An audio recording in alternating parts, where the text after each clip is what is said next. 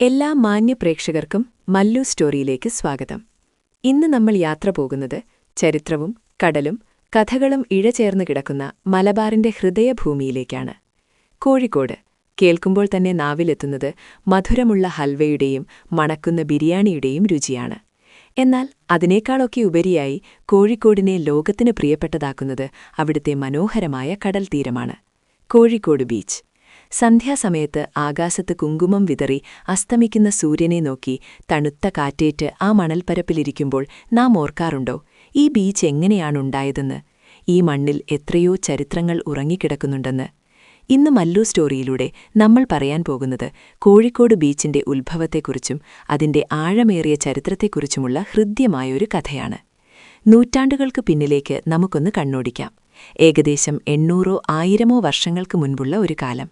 ഇന്നത്തെ പോലെ തിരക്കേറിയ റോഡുകളോ വലിയ കെട്ടിടങ്ങളോ ഒന്നുമില്ലാത്ത ഒരു കാലം. അന്ന് കോഴിക്കോടെന്നത് നിബിഡമായ കാടുകളും തോടുകളും നിറഞ്ഞ ഒരു ചെറിയ പ്രദേശം മാത്രമായിരുന്നു. പക്ഷേ പ്രകൃതി ഈ മണ്ണിന് നൽകിയ ഏറ്റവും വലിയ അനുഗ്രഹം അതിന്റെ കടൽത്തീരമായിരുന്നു. അറബിക്കടലിന്റെ തിരമാലകൾ ശാന്തമായി വന്ന് ചുംബിച്ചുപോകുന്ന ആ തീരം ലോകത്തിന്റെ തന്നെ ഭാഗധേയം മാറ്റിക്കുറിക്കാൻ പോകുന്ന ഒന്നാണെന്ന് അന്ന് ആരും കരുതിയിരുന്നില്ല. കോഴിക്കോട് ബീച്ചിന്റെ ചരിത്രം തുടങ്ങുന്നത് സാമൂതിരിമാരുടെ ഭരണകാലത്താണ്.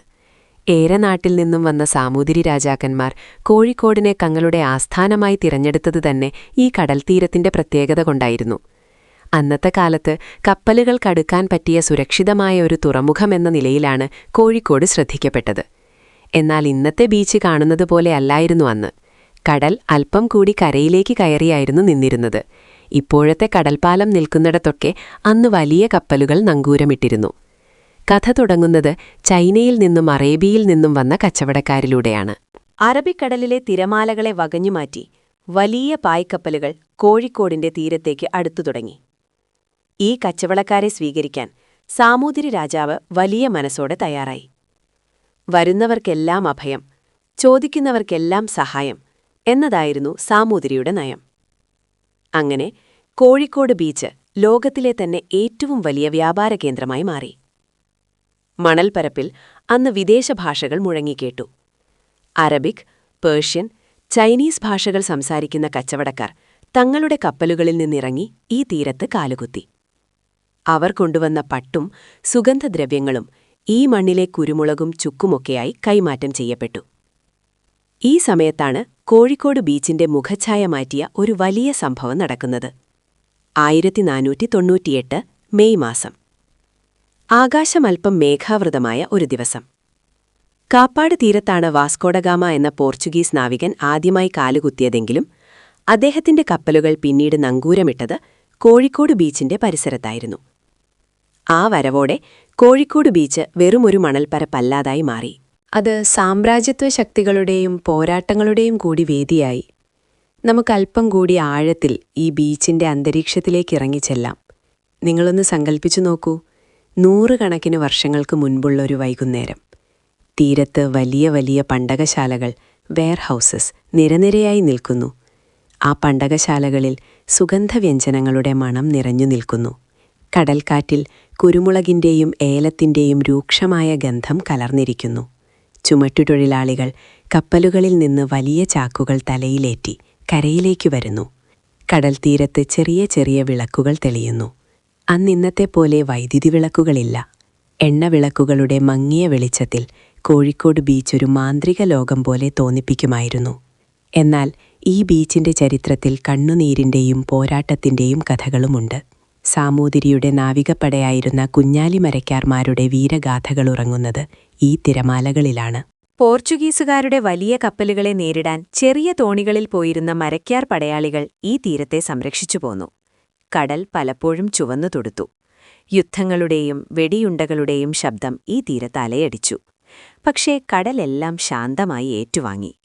ഓരോ തിരമാലയും കരയിലേക്ക് വരുമ്പോൾ അത് പഴയ കാലത്തെ ആ വീരചരിത്രങ്ങൾ മന്ത്രിക്കുന്നതുപോലെ തോന്നും. കാലം കടന്നുപോയി. ബ്രിട്ടീഷുകാർ കോഴിക്കോടിന്റെ അധികാരം പിടിച്ചെടുത്തതോടെ ബീച്ചിന് പുതിയൊരു ഭാവം കൈവന്നു. അവരവിടെ വലിയ കടൽപ്പാലങ്ങൾ നിർമ്മിച്ചു. കപ്പലുകളിൽ നിന്ന് സാധനങ്ങൾ എളുപ്പത്തിലിറക്കാനായിരുന്നു ഇത്.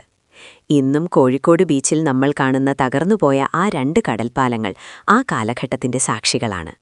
ആ ഇരുമ്പ് തൂണുകളിൽ കടൽവെള്ളം തട്ടി തുരുമ്പെടുത്തിട്ടുണ്ടെങ്കിലും അവ ഇന്നും തലയുയർത്തി നിൽക്കുന്നത് തകർക്കാനാവാത്ത ചരിത്രത്തിന്റെ അടയാളമായിട്ടാണ്. ആ പാലത്തിലൂടെ നടന്ന് ചരക്കുകൾ നീക്കം ചെയ്തിരുന്ന ആയിരക്കണക്കിന് മനുഷ്യരുടെ അധ്വാനത്തിന്റെ കഥകൾ അവയ്ക്ക് പറയാനുണ്ട്. നമുക്കിനി ഈ ബീച്ചിന്റെ പ്രകൃതി ഭംഗിയിലേക്ക് വരാം.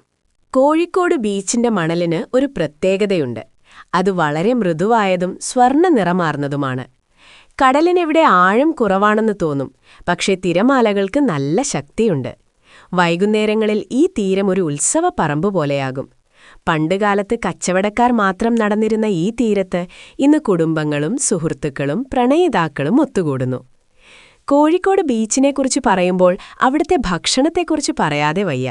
ബീച്ചിലെ ഉപ്പിലിട്ടത്, അത് മാങ്ങയാകട്ടെ, നെല്ലിക്കയാകട്ടെ, കൈതച്ചക്കയാകട്ടെ, അതിന്റെ രുചിയൊന്ന് വേറെ തന്നെയാണ്.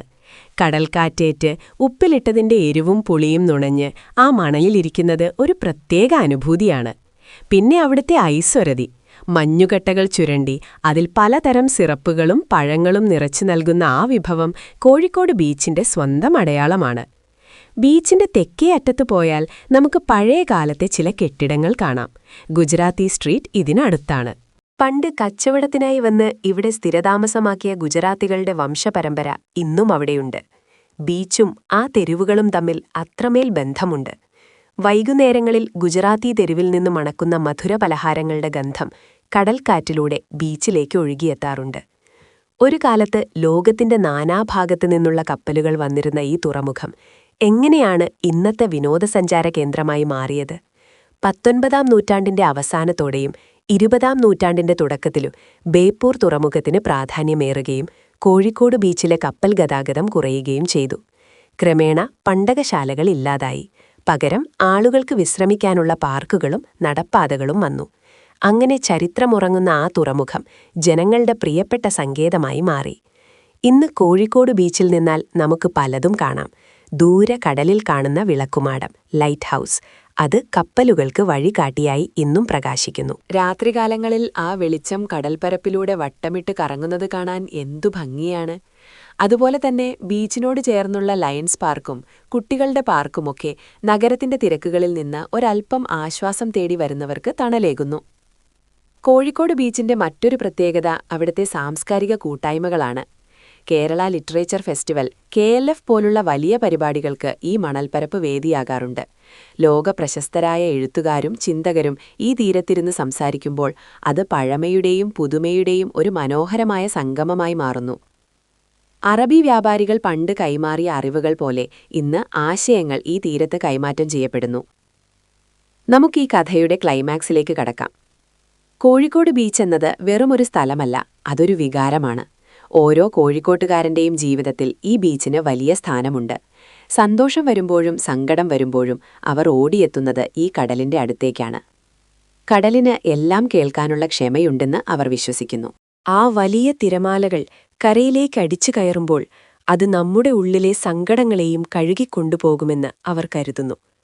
ഒരിക്കൽ ഒരു വൃദ്ധൻ ബീച്ചിലിരുന്ന് തന്റെ കൊച്ചുമകനോട് പറയുന്നത് ഞാൻ കേട്ടിട്ടുണ്ട്.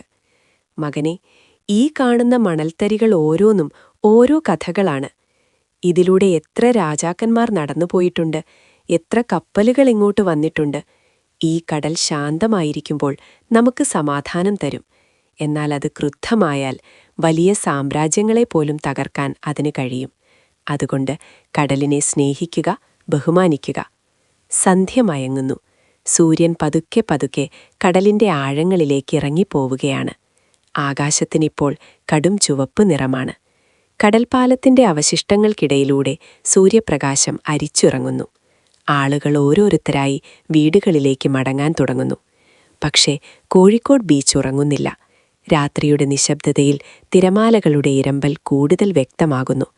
ആ ഇരമ്പലിൽ ഇന്നും സാമൂതിരിയുടെ പടയാളികളുടെ പോർവിളികളും അറബിക്കച്ചവടക്കാരുടെ സംസാരവും പഴയ കപ്പലുകളുടെ മണിയും മുഴങ്ങുന്നുണ്ടാകാം. കോഴിക്കോട് ബീച്ചുണ്ടായ കഥ എന്നത് കേവലം ഭൂമിശാസ്ത്രപരമായ ഒന്നല്ല. അത് മനുഷ്യരുടെ അതിജീവനത്തിന്റെയും സാഹോദര്യത്തിന്റെയും കച്ചവടത്തിന്റെയും സംസ്കാരങ്ങളുടെ കൂടിച്ചേരലിന്റെയും കഥയാണ്. ഈ മണ്ണ് ഇനിയും ഒരുപാട് കാലം ഇങ്ങനെയുണ്ടാവും, വരാനിരിക്കുന്ന തലമുറകൾക്ക് ചരിത്രം പറഞ്ഞുകൊടുക്കാൻ. ഈ കഥ നിങ്ങൾ ആസ്വദിച്ചു എന്ന് കരുതുന്നു. കോഴിക്കോട് ബീച്ചിന്റെ മണൽപ്പരപ്പിലൂടെ ഒരു സാങ്കല്പിക യാത്ര നടത്താൻ ഈ വിവരണം നിങ്ങൾക്ക് സഹായകരമായെങ്കിൽ അത് ഞങ്ങൾക്ക് വലിയ സന്തോഷം നൽകുന്നു. ചരിത്രവും ഐതിഹ്യവും ഇഴചേർന്ന ഇത്തരം കൂടുതൽ കഥകൾക്കായി മല്ലു സ്റ്റോറി എന്നും നിങ്ങളോടൊപ്പമുണ്ടാവും. ഈ വീഡിയോ നിങ്ങൾക്ക് ഇഷ്ടപ്പെട്ടുവെങ്കിൽ ദയവായി ഞങ്ങളുടെ ചാനൽ സബ്സ്ക്രൈബ് ചെയ്യുക. പുതിയ വീഡിയോകളെക്കുറിച്ചുള്ള അറിയിപ്പുകൾ ഉടനടി ലഭിക്കുന്നതിനായി ബെൽ ബട്ടൺ അമർത്താൻ മറക്കരുത്. നിങ്ങളുടെ വിലയേറിയ അഭിപ്രായങ്ങളും നിർദ്ദേശങ്ങളും താഴെ കമന്റ് ബോക്സിൽ രേഖപ്പെടുത്തുക. കോഴിക്കോട് ബീച്ചിനെക്കുറിച്ചുള്ള നിങ്ങളുടെ ഓർമ്മകളോ അനുഭവങ്ങളോ ഉണ്ടെങ്കിൽ അത് ഞങ്ങളുമായി പങ്കുവയ്ക്കാവുന്നതാണ്. മറ്റൊരു മനോഹരമായ കഥയുമായി നമുക്ക് വീണ്ടും കാണാം. അതുവരെ നന്ദി, നമസ്കാരം. വിട പറയുന്നു.